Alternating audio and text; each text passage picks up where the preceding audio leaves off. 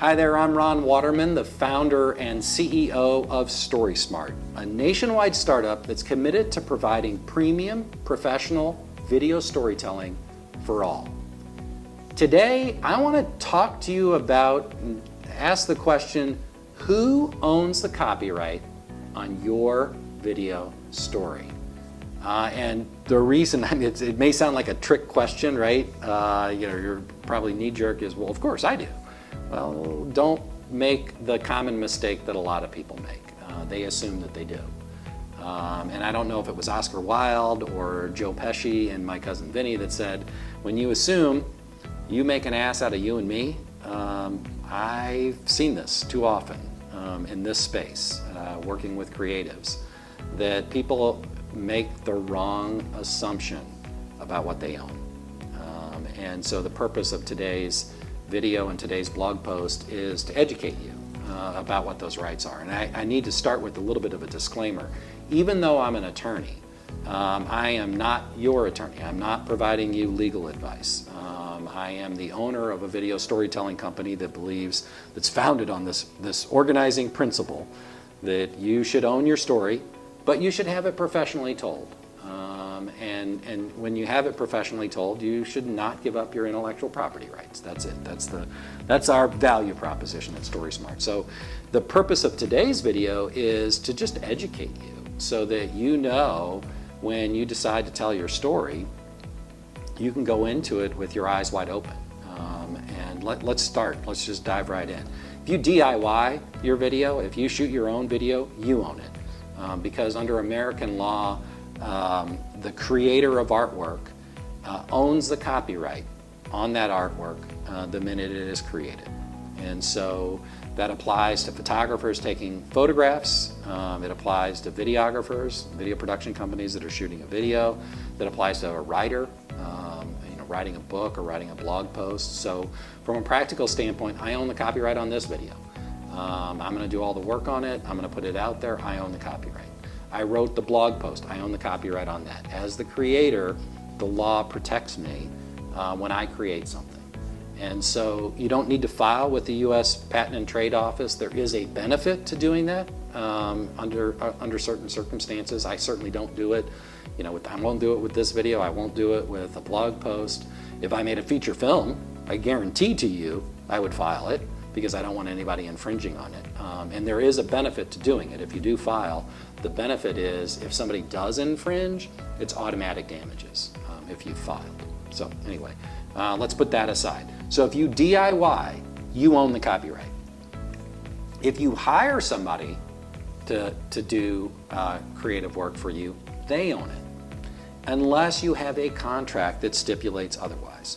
So for instance, if you hire a wedding photographer to take wedding photos, more often than not, the wedding photographer owns the copyright on that and is granting you a license. You can negotiate to get the full rights, and you'll probably pay a little bit more, but that's sort of the default setting.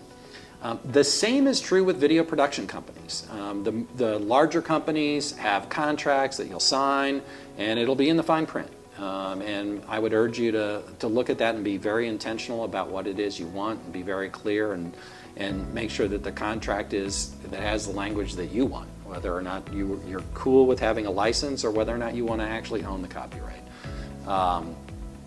If you don't have a contract, and I see this a lot, where somebody just pays somebody and they Venmo them the money, well, guess what? The creator owns the copyright and you just have limited usage rights. So the purpose of this thing here is I want you to be super intentional about what it is that you're buying. If you're hiring somebody to tell your story. And I'm also talking to you, the creator that's out there, because as I go and I recruit people to join our network, one of the things that I run into is people are not aware of this issue. And it's relevant to those of us in business.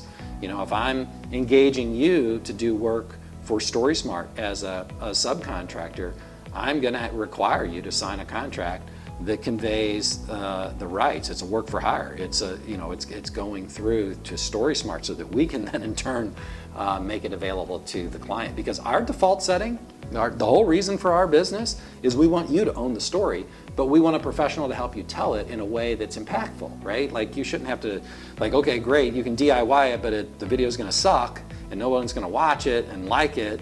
Or you can hire a professional and they're gonna make it awesome and you're just gonna connect with your audience, but guess what? You traded your copy right away. Well, that's not cool.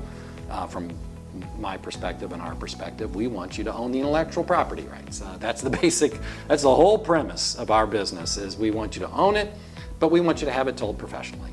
So our default setting, we actually kind of flip the traditional model. The traditional model is creator owns it and then we grant a license. We flip it around. It's like you own it, but you grant us a license. That's important to us. It's called a portfolio license so that we can showcase the work. As a startup, that's super important for us to be able to say, hey, look at the work that we did for this client. But the truth of the matter is, if you came to us and you said, I want to hire you, but I don't want to grant you a portfolio license, I want this to be confidential, we would certainly do that.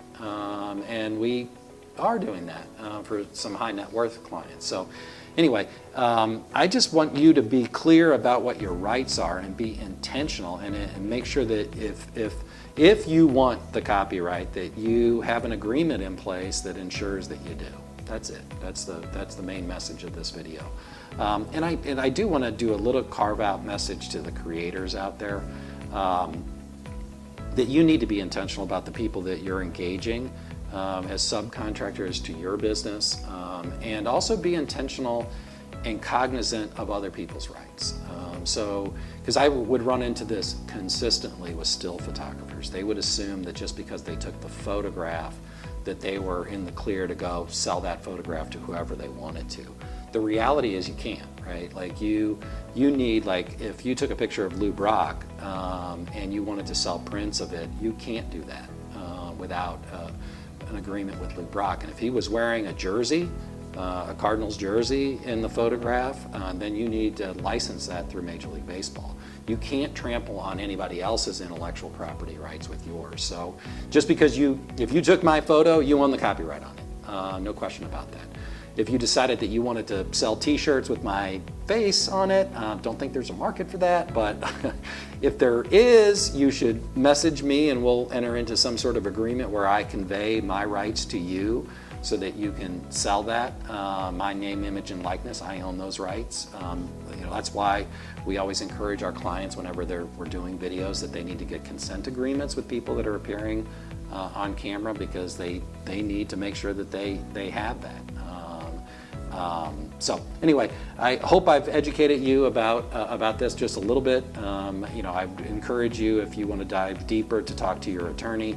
I just want you to be smart about telling your story and intentional.